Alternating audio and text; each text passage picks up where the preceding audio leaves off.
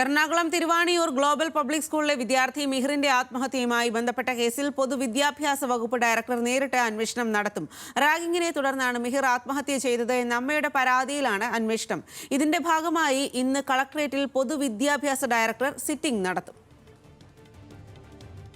കൊച്ചിയിൽ നിന്നും സഹിൻ ആന്റണിയാണ് വിവരങ്ങളുമായി ചേരുന്നത്. സഹിൻ, എന്തായാലും പൊതുവിദ്യാഭ്യാസ വകുപ്പ് നേരിട്ട് ഈ ഒരു അന്വേഷണം നടത്തും എന്നാണ് പറയുന്നത്. അന്വേഷണം കുറച്ചുകൂടി കാര്യക്ഷമമാകും എന്ന് നമുക്ക് ഇതിലൂടെ പ്രതീക്ഷിക്കാൻ സാധിക്കുമോ?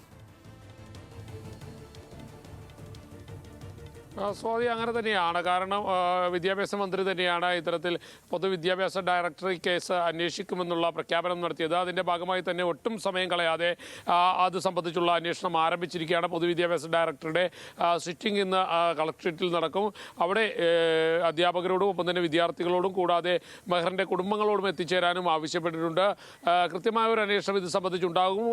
സ്കൂളിനെതിരെ കൃത്യമായ നടപടി ഉണ്ടാകുമെന്നുള്ളൊരു പ്രതീക്ഷ തന്നെയാണ് കുടുംബം വെച്ചു പുലർത്തുന്നത്. സമാന്തരമായി തന്നെ പോലീസ് അന്വേഷണവും ശക്തമായി തന്നെ മുന്നോട്ട് നീങ്ങുകയാണ്. പോലീസ് കഴിഞ്ഞ ദിവസം സ്കൂളിലെ കൂടുതൽ ഉദ്യോഗസ്ഥരെ, അധ്യാപകരെയും ഒപ്പം തന്നെ ജീവനക്കാരെയും എല്ലാം വിളിച്ചു വരുത്തി ചോദ്യം ചെയ്തിരുന്നു. അവരുടെ മൊഴിയെല്ലാം രേഖപ്പെടുത്തുകയും ചെയ്തിരുന്നു. എന്തായാലും ഇന്നലെ കുടുംബത്തിൻ്റെ മൊഴിയും അന്വേഷണ ഉദ്യോഗസ്ഥർ രേഖപ്പെടുത്തിയിട്ടുണ്ട്. ഈ കുടുംബം വ്യാപകമായി കുടുംബം കൃത്യമായ ഒരു പരാതി 3 സംഘങ്ങൾക്കെതിരെ ഉയർത്തുന്നുണ്ട്. ഒന്ന്, ഈ ഗ്ലോബൽ പബ്ലിക് സ്കൂളിലെ ജീവനക്കാർക്കും അധ്യാപകർക്കുമെതിരെയാണ്.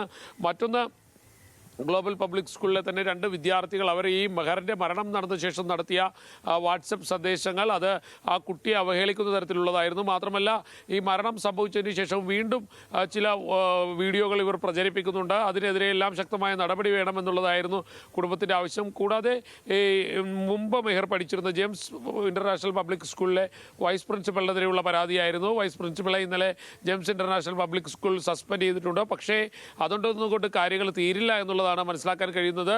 പോലീസ് കൃത്യമായ ഒരു അന്വേഷണം ഇത് സംബന്ധിച്ച് നടത്തുകയും ഒപ്പം തന്നെ കുറ്റക്കാർക്കെതിരെ നടപടി സ്വീകരിക്കുകയും ചെയ്യുമെന്നുള്ള പ്രതീക്ഷ ഇപ്പോൾ കുടുംബം വെച്ച് പുലർത്തുന്നുണ്ട്.